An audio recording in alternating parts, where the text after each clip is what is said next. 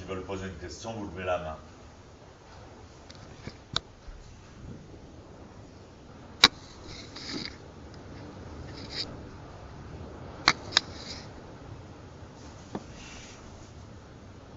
Ouais.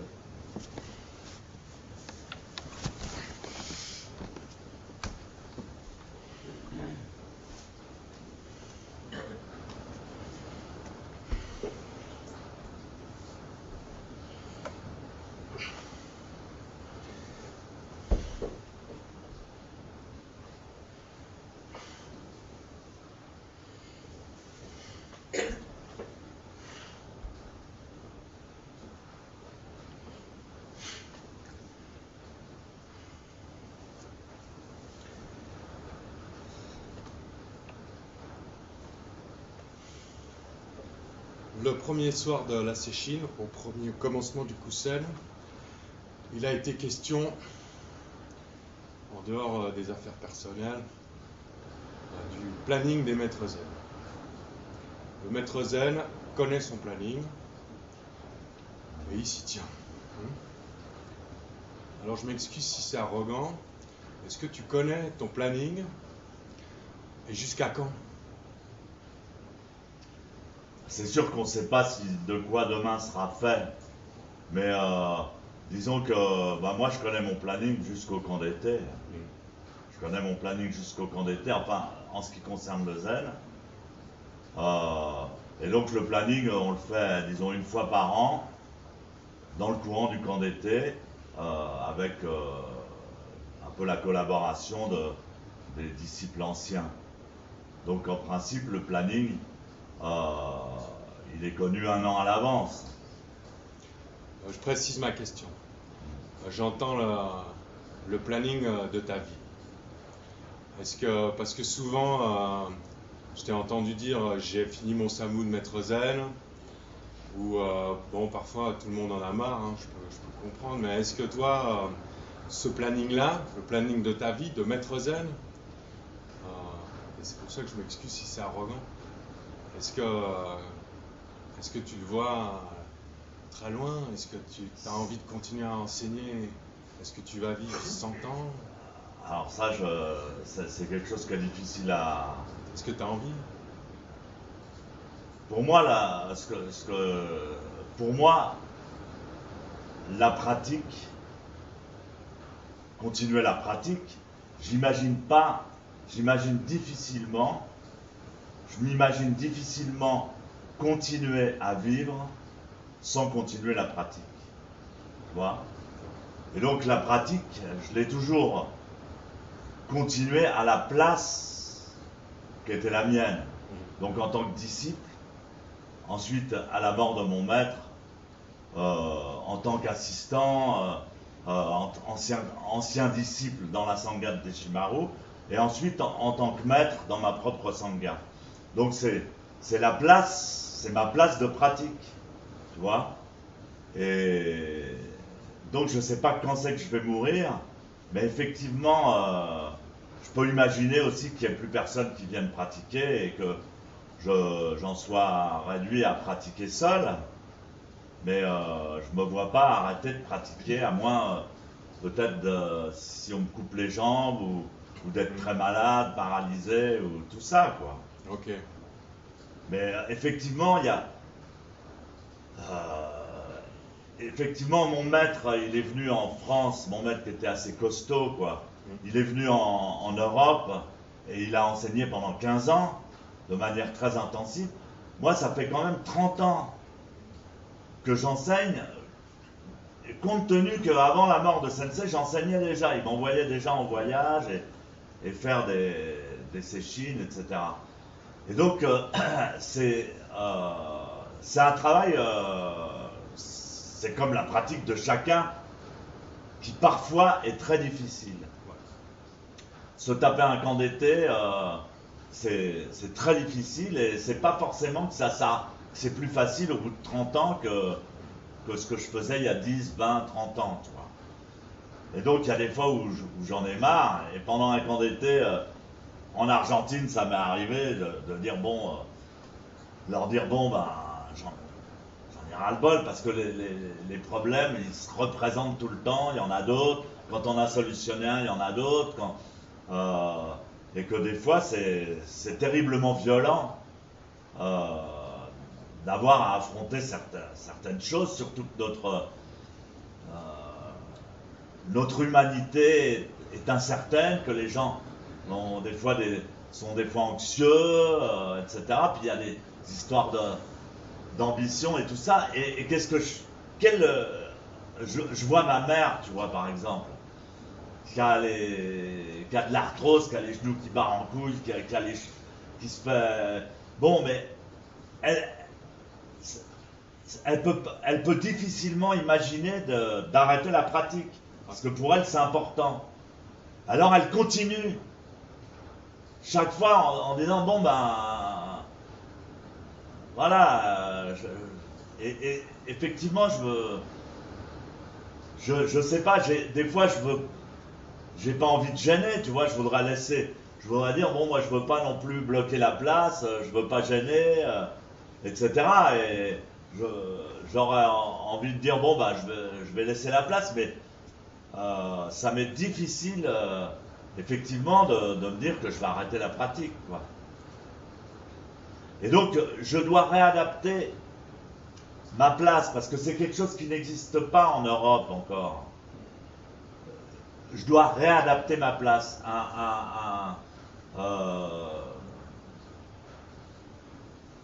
au fur et à mesure qu'il vieillit, qu'il prend de la bouteille, si tu veux. Ouais. Le maître zen, il modifie un peu sa place. Il peut pas toujours taper, donner des grands coups de bâton ou des grands coups de poing. Donc, il faut qu'il modifie, qu'il se calme un peu, qu'il accepte, qu'il continue la pratique en fait. Ouais, nice. Et bon, bah moi j'ai vu, je suis allé à Eiji, j'ai vu Maître Niwa qui avait 80 et quelques années, je l'ai vu débouler dans le dojo de Eiji, et faire un kusen et exhorter les moines et enseigner les trucs. Et j'étais vraiment touché. Et je sais que le vieux Niwa, il faisait pas zazen comme un fou, il faisait pas des séchines de 10 heures par jour, mais il était présent et il continuait la pratique et il faisait profiter les autres. Donc j'espère faire ça jusqu'à ma mort. Je me vois pas, bon, j'en sais rien, on peut toujours imaginer, mais je me vois pas arrêter, quoi. Extra. Et en plus de ça, malgré l'âge, c'est comme ma mère, elle a, je sais pas, 80 et quelques années.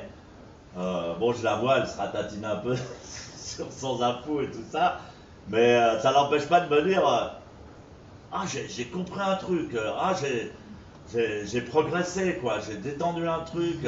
Et moi, c'est pareil, je découvre des nouveaux aspects, j'approfondis la posture, j'abandonne plus profondément. Donc il y a une progression aussi avec le temps qui se fait. Et je te dirais que mon souci, c'est pas emmerder les gens, tu vois. Parce que je me dis, en 30 ans, tu vois, du peu de bouquins que j'ai sur le zen, j'ai tout lu. Tu vois, donc c'est pas toujours facile d'être toujours original, génial, etc. Et puis,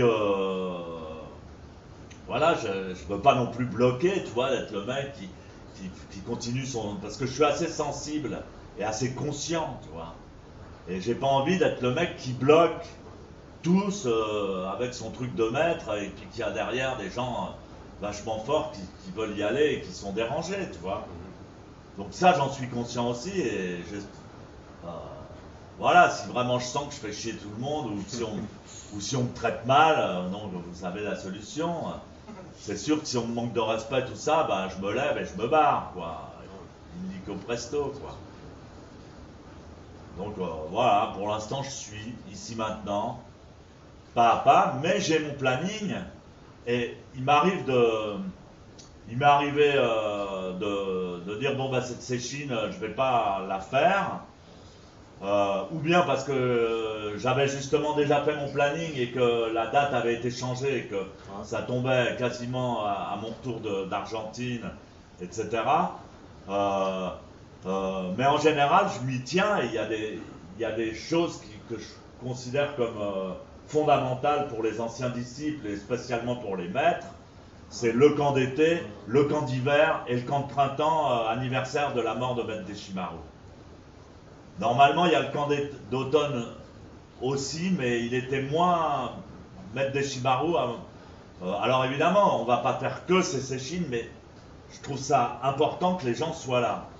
Donc je m'étais engueulé avec Paul l'année dernière à un moment donné en disant merde, tu te souviens, je t'avais dit ouais, je pense que là il faut être là, il faut être là. Bon, cette année c'est un autre ancien disciple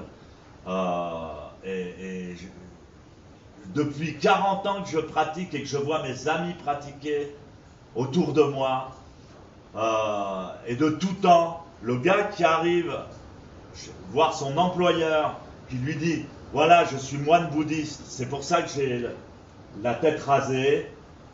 Malgré tout, dans le zen, on n'est pas pris en charge par une communauté, on doit travailler. Je suis complètement, j'ai le double de concentration, le double d'énergie d'un mec normal, mais il y a telle date où je dois me libérer pour des cérémonies importantes. J'ai jamais vu un patron ou un truc qui refuse que ça soit impossible, quoi. Jamais. Et quand c'est impossible, c'est parce que la personne, ça la fait chier. Je le sais très bien. Je sais à quel moment le gars, il dit le camp de printemps encore, ça fait chier. Ouais, moi aussi, ça me fait chier.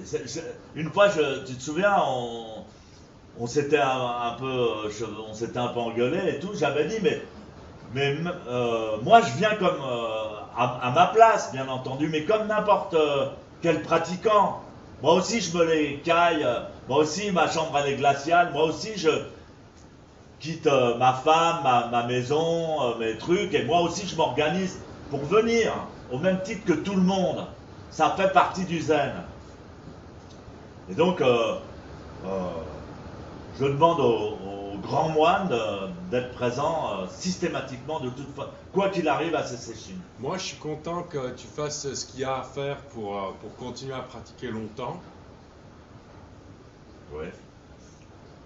Lokangen, le docteur et tout ça. Oui, bah j'essaye de... C'est ça qui m'intéressait. Ensuite, les anciens disciples, c'était ça. Oui, mais en même temps, on pratique pas tout seul. On pratique pas tout seul. J'ai appris à pratiquer en groupe. Et le groupe, c'est mieux si c'est dynamique, c'est mieux s'il y a des jeunes, c'est mieux si ça se renouvelle. Et donc, voilà, c'est aussi la langue de tout le monde et l'énergie de tout le monde j'essaye d'y participer autant que je peux, tu vois, moi-même. Je pense avec le même esprit, bien que j'ai une réputation d'être un peu feignant, avec le même esprit que quand j'étais jeune, quoi. Voilà. Super, merci.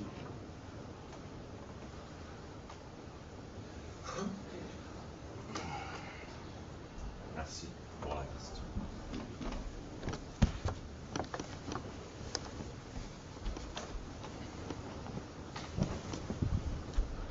J'ai une question par rapport à notre rôle en tant que... Un peu plus fort pour ça.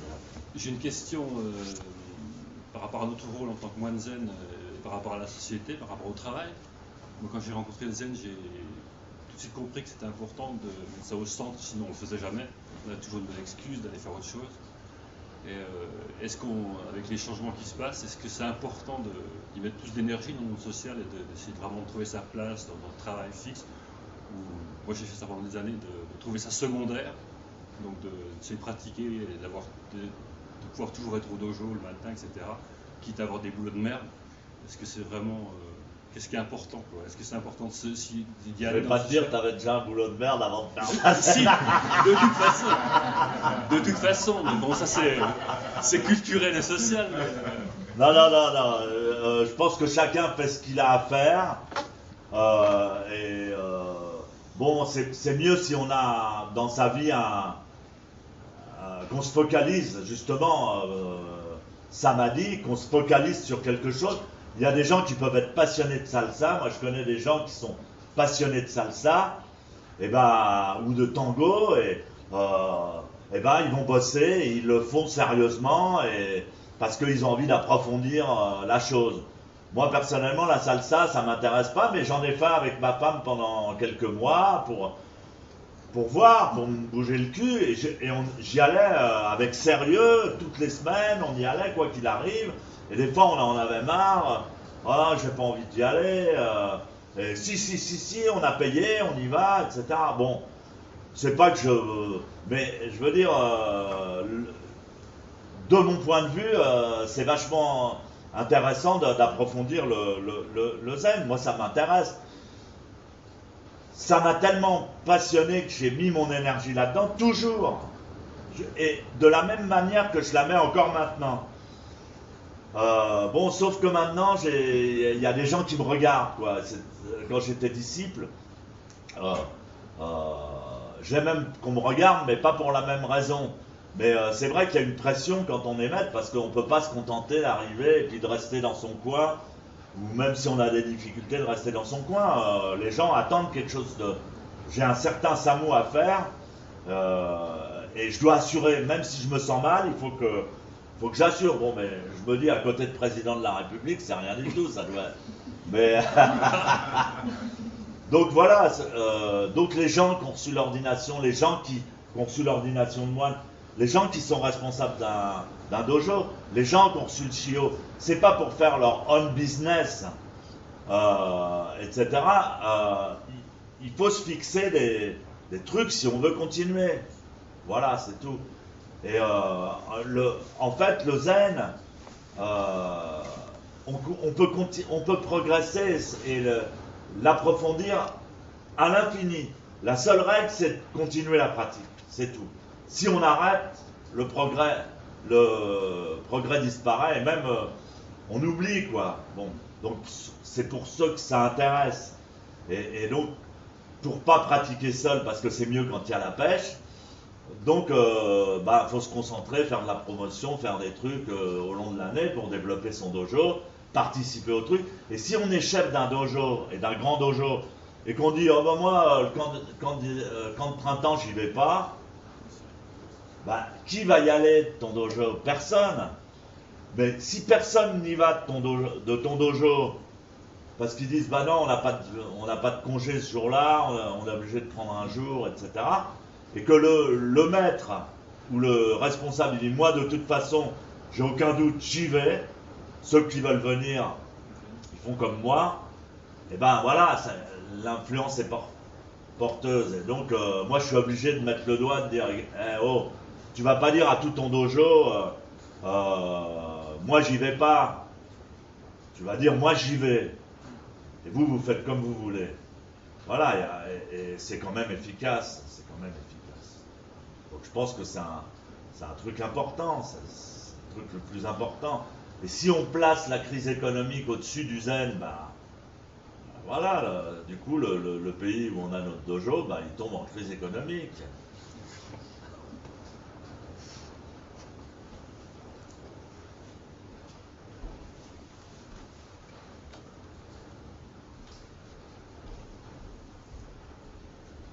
Allez-y, levez la main.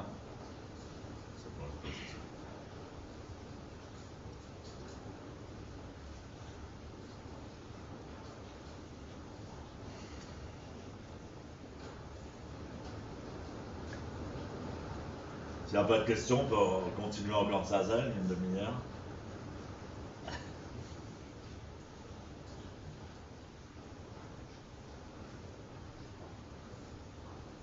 Moi, je croyais que... Oui, j'ai une autre question. Moi, je croyais que ta question, c'était du style, bon, ton planning, il est jusqu'à quand? Ça que tu crains. Non, mais si tu le sais, je veux dire, moi, mon planning, j'espère au moins être grand-papa, tu vois. Pour un truc du style.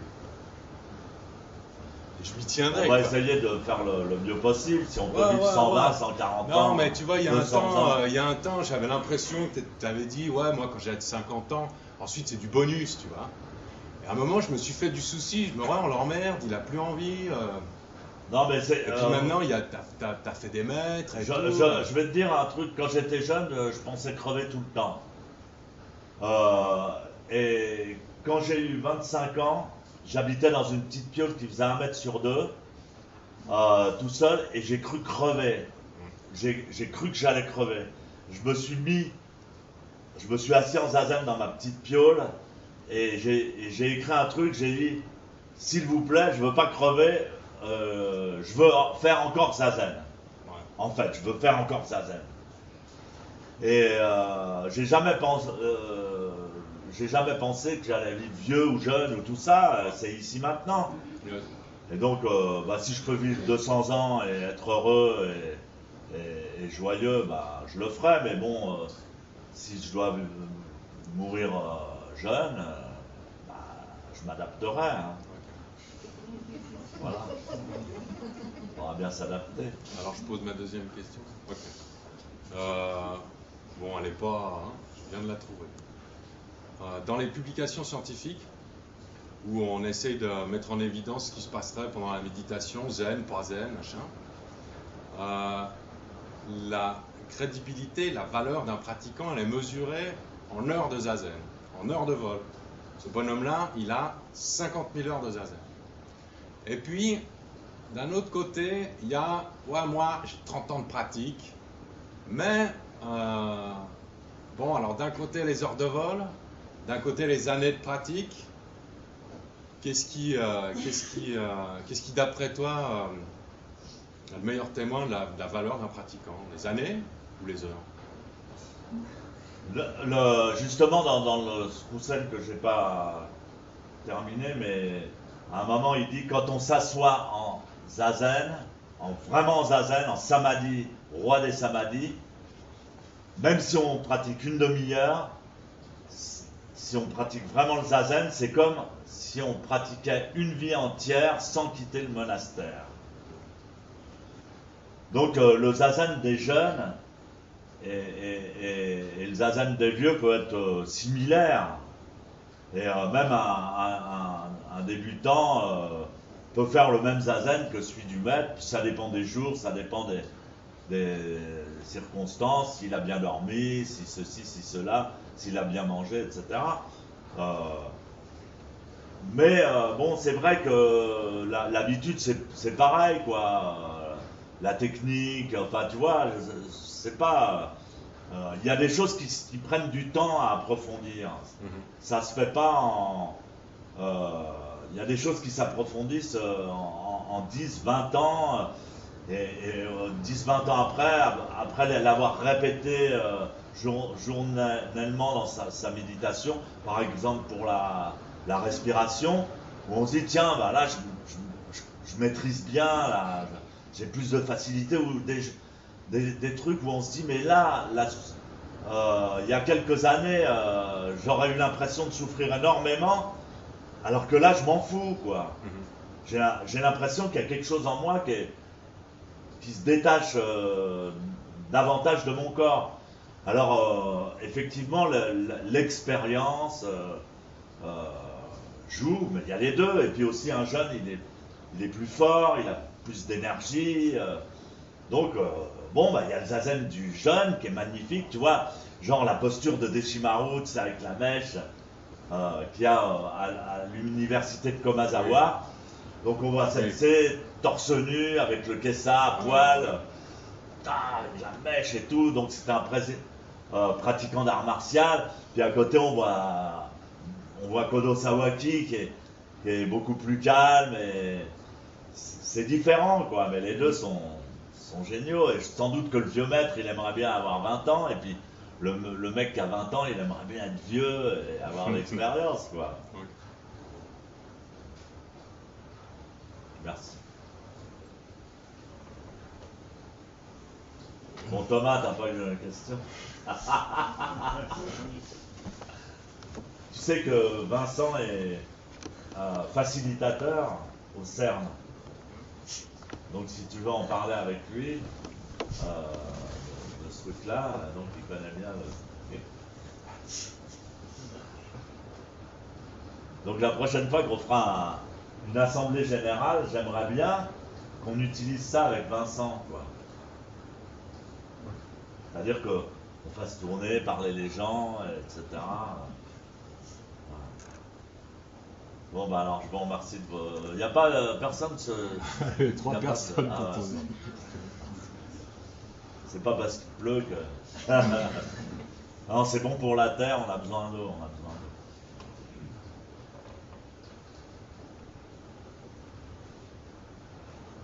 Moi, j'aurais aimé savoir quels étaient les autres samadhis. Parce que tu nous as dit, je résume, je vous en donne 4, et tu as dit il y en avait 10 au total. Il y a 4 groupes. Ouais. Il y a 4 groupes. Ah, il y avait un autre truc, parce que c'est la Prajnaparamita, c'est très pragmatique. Il y a beaucoup de listes. Et donc, j'ai pris ce qui m'intéressait. Il y avait d'autres exemples. Puis, de toute façon, ça sera repris plus tard. C'est toujours. Mais donc, j'ai pris les. Ça m'intéressait bien le truc des 4 groupes. C'est-à-dire, il y a le samadhi pour. Du pouvoir magique pour accéder à son désir. Et même socialement, c'est connu que même dans le business, celui qui se concentre, qui veut réussir, le truc américain, quoi. Celui qui veut vraiment un truc, il l'obtient à la fin parce qu'il est focalisé là-dessus et il finit par créer sa réalité à force d'y penser. Donc après, il y a le samadhi matériel. Donc c'est le samadhi, par exemple, qu'on veut développer dans le SAMU.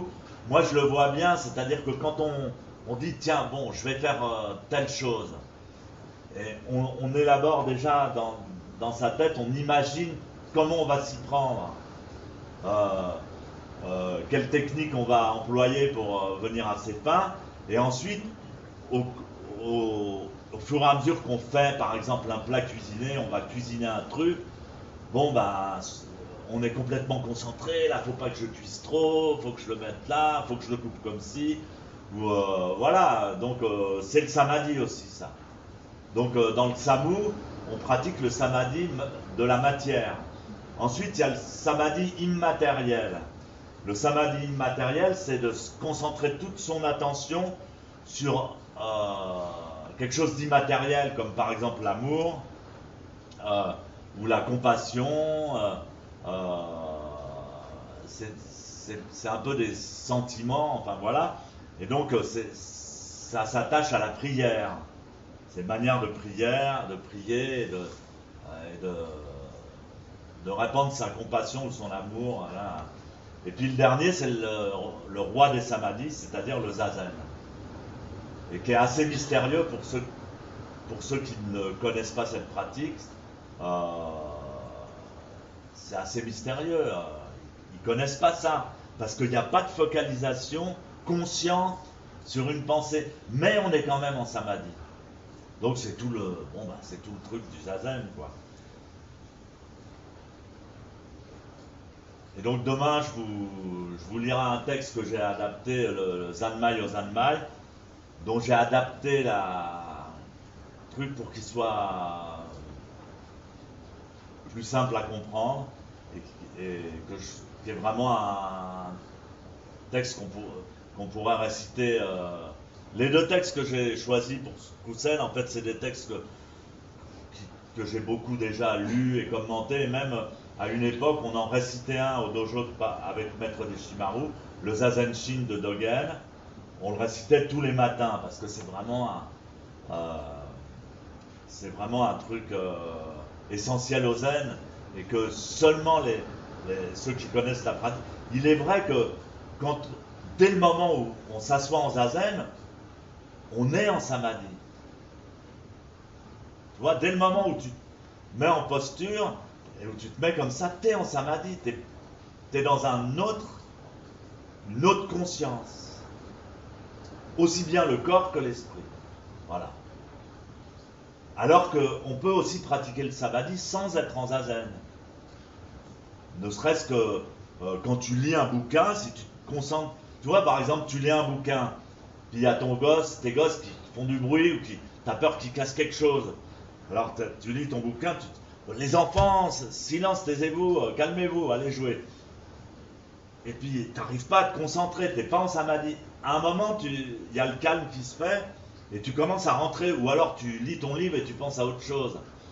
Et à un moment, le calme se fait et tu rentres dans le livre et tu as complètement tout oublié. Tu es en samadhi quand tu lis.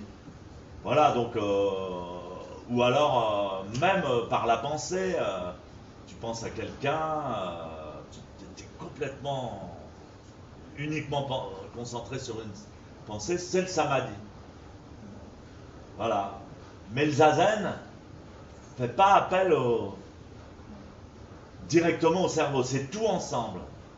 Tout le mécanisme se fait corps, esprit, cortex, cerveau moyen, cerveau profond, cœur, se mobilise en même temps. Tu comprends? Et même les méditations, par exemple, où on se concentre sur le cœur, où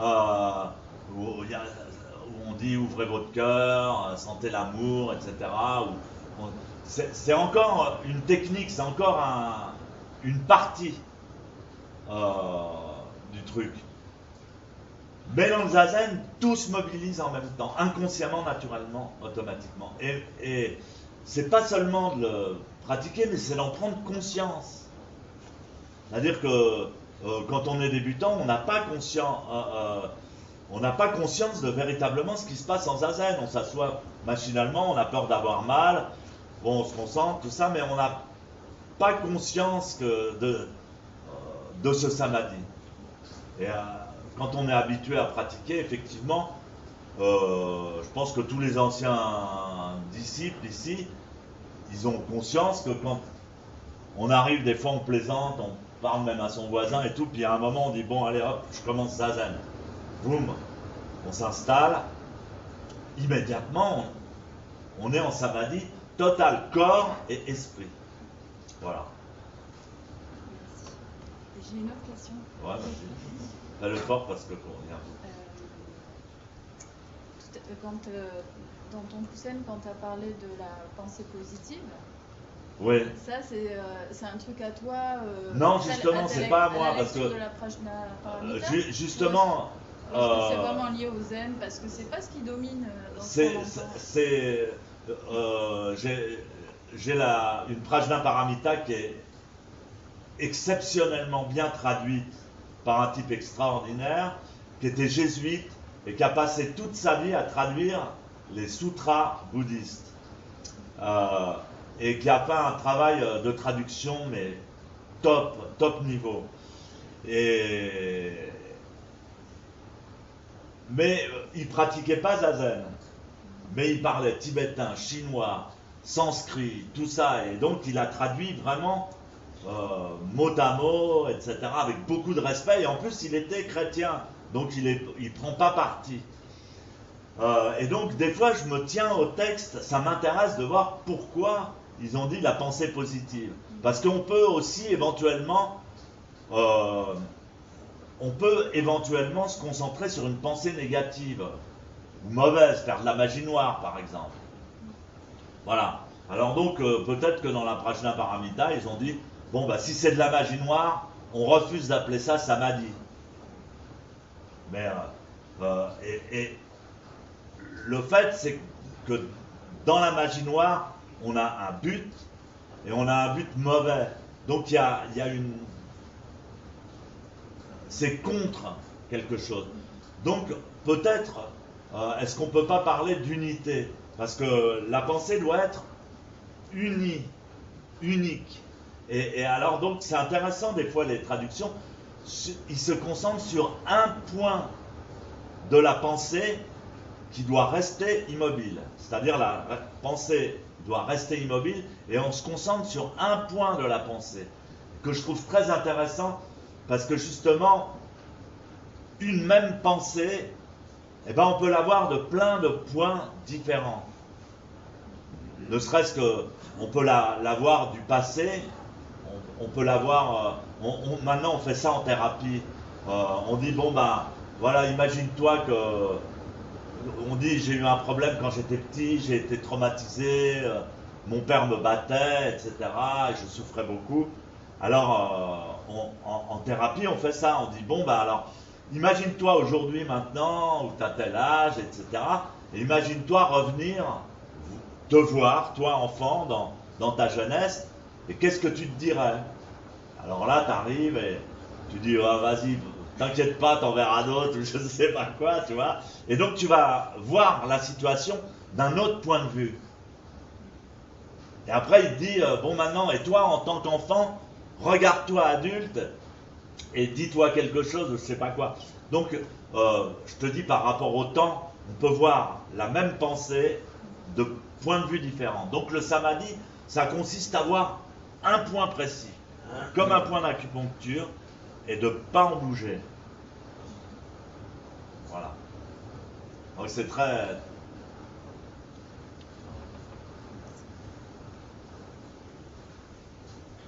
Nega waku wako no kudoku o mote amane kuisai yo yogoshi. Warara to shujo tamina tamani mutsudo yoden koto o.